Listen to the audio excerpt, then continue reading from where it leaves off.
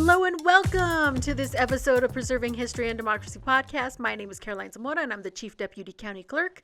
I am joined here by our communication coordinator, Cynthia Mendoza. Hello. Thank you all for joining us today. This is what we're calling it, a bonus episode, election information episode, and that's for what's going on tomorrow. Yeah. Do you want to tell us what tomorrow is? Right. So the National Voter Registration Day is tomorrow, September 17th. So we kind of just wanted to come on here and talk about some events that we're doing and all the efforts we're doing before that day, which is a pretty special holiday. Yeah, it is a holiday to us. We love Voter Registration Day. So tomorrow we're going to be at NMSU, right, Cynthia? You're going to be out there. You're taking some of our staff with you. Yeah, so me and a few staff members are going to be out there registering students, telling them about elections, of course, answering any questions about registration. Where at NMSU are you going to be? So we'll be at the Corbett Center, but they also have students and VRAs that'll be outside the business complex at Hardman and Jacobs and outside the engineering complex, and that's all going to be from 10 a.m. to 2 p.m. So watch out for us out there. Very cool. And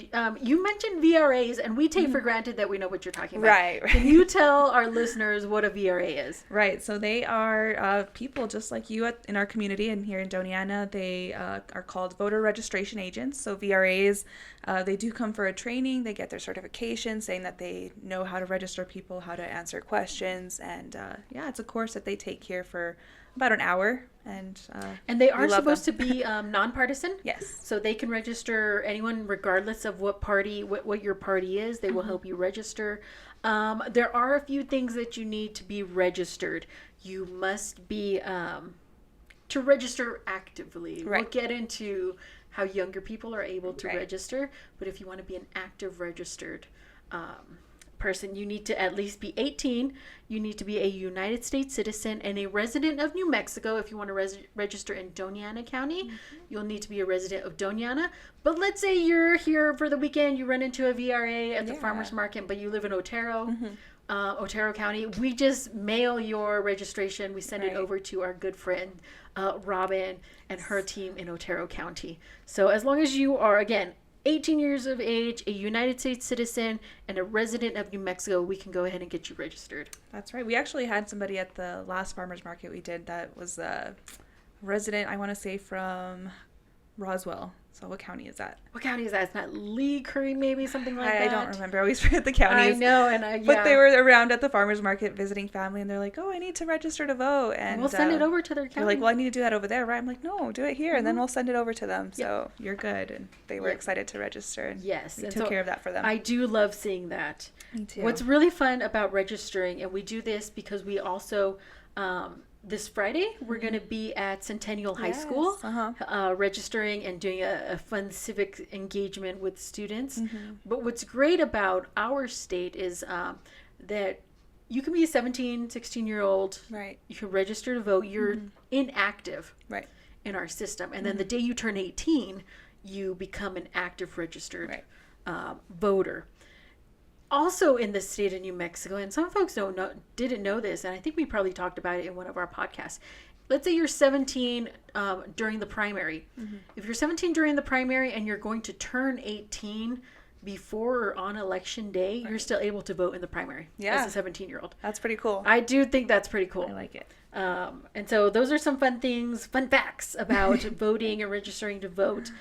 You can register to vote online. You can come into our office. You can find a VRA and register on one of those actual paper forms. NMvote.org is where you can do that. Right. You can also update your registration, which is basically doing another registration, and then we verify like your social security and your identifying documents, things like that, on the back end.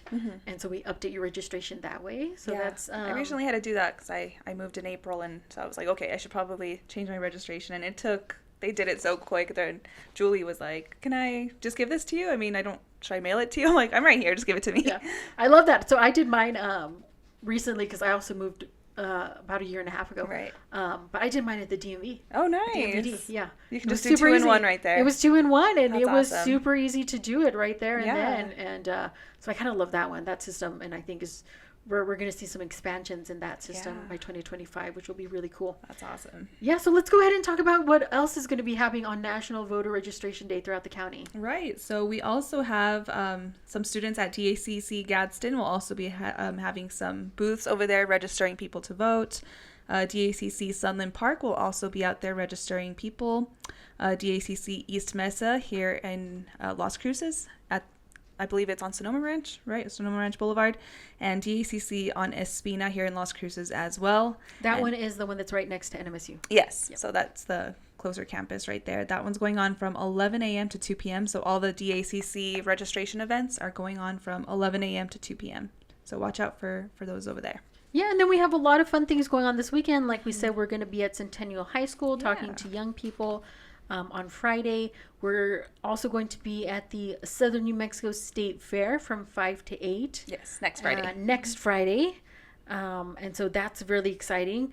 And then we're also going to be at the farmers market. Are we there this weekend? We're there this weekend, yes. Perfect. So I know we've been doing kind of every other weekend, and we're going to keep doing that through the to the election and being there. We've gotten at minimum 20, 30 people every farmers market who are coming up to us, want to register or want to update their registration. So that's awesome. We love being out in the community. I kind of love stopping by and just seeing everyone. And then just seeing like our team talking to folks. I know you've done a few of them. Have you gotten any questions other than voting for our office? It's pretty amazing. We actually got somebody last time I was working it who was a former felon. They were released and they're still on probation, and they were talking about how excited they were to register to vote. They had no idea they could register to vote. Yeah, well, that law's pretty recent. It's a recent change. And he almost started crying, just like he was so excited about it. Can I tell you, I have, and I've seen like felons coming in to testify and for the pro voter, the kind of omnibus bill, the Voting Rights Act. And just being so excited that that right is being given to them. Being you served your time. Exactly, so, kind of not a re-enlisted right, but something along those lines. Reinstated right. And because when you're a felon and you're incarcerated and you're actually in prison, you don't have that right. But then when you serve your time and you're being a citizen, also just helping with recidivism, giving them the right to vote again and making sure that they do feel like they're a part of the community helps with that recidivism and not going back into the system. Exactly. And so I'm just very happy that I get really excited and I get like really happy. I was excited for him. Yeah, he was so happy. I know, I do. I get like all tingly, like, oh, good for you. Yeah, no, it's been great. We've had a lot of people just ask questions, too, about absentee ballots when those come out. So it's been great being out there and really just giving people information on elections and everything about registration. Yeah, so let's go ahead and run down some of the important dates and the important information. Early voting starts on October 8th here at the Doniana Government Center, and that will be from Monday through Friday, 8 a.m. to 5 p.m., also on November 2nd, Saturday, from 10 a.m. to 6 p.m. We will be closed on October 14th for Indigenous Peoples Day. But if you want to come to early voting, that starts on October 8th here at the Doniana County Government Center. Then we have our alternate sites open up. And we have expanded early voting, and that begins on October 19th. And so we have many other locations. So I'll give you the dates real quick for alternate voting locations. October 19th through November 2nd, Tuesday through Saturday, 11 a.m. to 7 p.m. These locations are the Anthony Public Library, Doniana Community College Chaparral, Hatch Valley Public Schools, Student Service Training Center, Corbett Center Student Union, Doniana Community College East Mesa Campus, Las Cruces City Hall, Mesilla Town Hall, and Doniana Community College Sunland Park. Whew, that's a lot. It's a mouthful. That is a mouthful. So those are our alternate voting sites. Now, absentee applications. Absentee is our vote by mail. Last day to submit an application for an absentee mail ballot is October 22nd. Last day of early voting is November 2nd, and then that gives us a couple of days for our office to prepare for election day. For the big day. So November 2nd is the last day of early voting. And then, of course, Election Day is November 5th. There are 42 voting convenience centers throughout the county. They will be open from 7 a.m. to 7 p.m. Again, 42 locations. You can go on to our website. We have a really nice interactive map, so you can see all of the early voting sites plus all of the Election Day sites, and that is dacelections.com. Also, if you are in a federal overseas absentee, if you'd like to apply for a ballot, so you are, in the military or you're a civilian overseas, of course you have a right to vote. And if you'd like to request your ballot, you can go to fvap.gov. And if you're serving or you live overseas, you're pretty familiar with that process. But if you need to give us a call, we get calls. We get people reach out to us on Facebook. Yeah. And so if you'd like any more information, feel free to get a hold of us, email us, give us a call, reach out to us on Facebook. I love hearing from our military overseas. Me too. The one we got on Facebook was so sweet, and her and her husband are serving in Germany. Yeah. They're stationed in Germany, and so it was really nice that they reached out to us and they wanted to get their ballots. Awesome. Again, another plug: if you want to register to vote, if you want to see your sample ballots, we're not done proofing them. They will be done, I want to say, by the 26th or the 29th, something like that. Yeah. I don't have the exact date in my head, sorry. But we'll be there before Election Day for sure. They will be there. I think they'll be there they will for sure be there by early voting. So you can get on nmvote.org. You can download your sample ballot. You can register to vote. You can request your absentee ballot there. You can check your actual registration. You can look up everything. It tells you. Yeah. It's a really great website, nmvote.org. So if you have any more questions for us, feel free to reach out to our office. Go to our website, dacelections.com. We're happy to answer questions for you if you want to give us a call. And tomorrow is National Voter Registration Day. Yes, we're so excited for it. Yes. Tell all your friends who are not registered that they need to register to vote. Stop by and come and register to vote. So, any myths that we want to talk about when it comes to voter registration? You know what the one I always think of? People think that if you're registered to vote, you're going to get put in the jury pool. Not true. It's not You're true. probably already there if you have a driver's license. If you pay taxes and you have a driver's license and you pay taxes, which most of us have been doing since we're teenagers and have been, having jobs and things like that, you're already in the jury pool. Yeah. So sorry, that's got nothing to do with it. I hope that voting doesn't stop you because you think you're going to be put in the jury pool. You're probably already in the jury pool. Yeah, so you might as well register to vote. I love going to jury duty. I don't mind it. I've only gone once. I've never been selected though. Yeah, me neither. I had jury, like the notice. Right. Not that I was selected. I had all three in 1 month. Oh my gosh. I had federal, magistrate, and district in 1 month. You would think they would talk to each other and say, "Hey, and so I would tell them, I was like, "Well, I got summons for like all three," and they're like, "Yeah, not until you're actually called will we." And I was like, "So I have to come to all these dates." Oh Anyways, gosh, that must have been fun. I love jury duty. They're interesting. Yeah. Yeah, people think if you are registered, you're going to be summoned. But my mom, she's a resident. She's not a U.S. citizen yet, and she was summoned for jury duty. Yeah, so. You're already in the pool. Yeah, exactly. You're already in there. Might as well register. Yep. Let's see, any other myths you can think about around? I mean, we always get the one that U.S. citizens, that if you aren't a U.S. citizen, you can register to vote, but that's not true. No, that's not true. In fact, when you register to vote, you have to prove who you are. So, we need who you are and where you live. Right.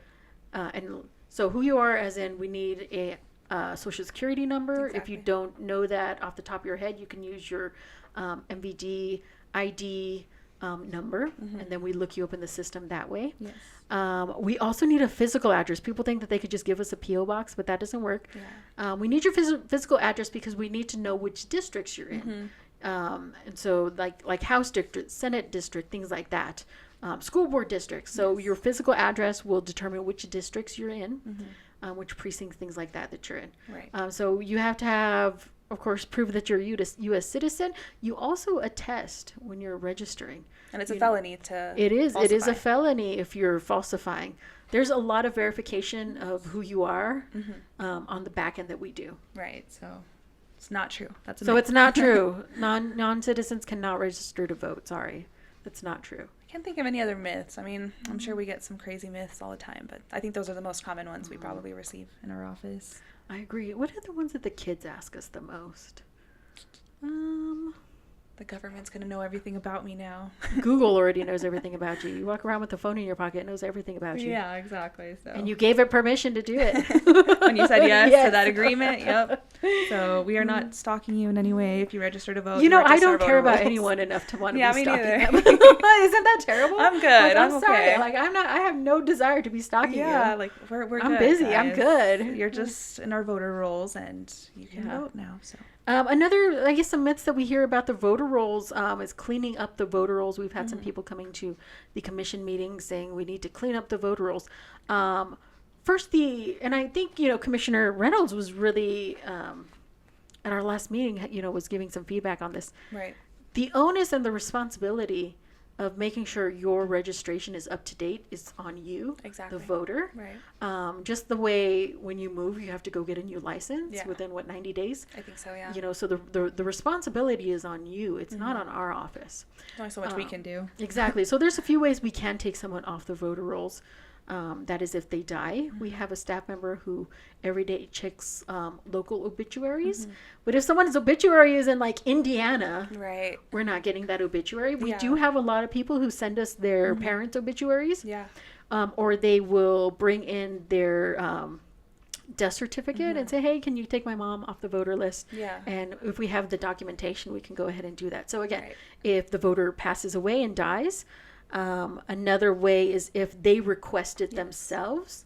If, and we get that, I just moved to Arkansas. Can you take me off your voter list? And they have to fill out a form. We have a there has form to be that- a wet signature on it saying Yes. like, hey, I no longer live in Doniana. I want to be taken off the voter rolls. So Yes. it's quite a process. We can't just do it. It is. And so death at the request of the voter or at the instruction of the Board of Registration. Right. Board of Registration meets every odd numbered year. So they just met in 2023 and they're going to meet again in 2025.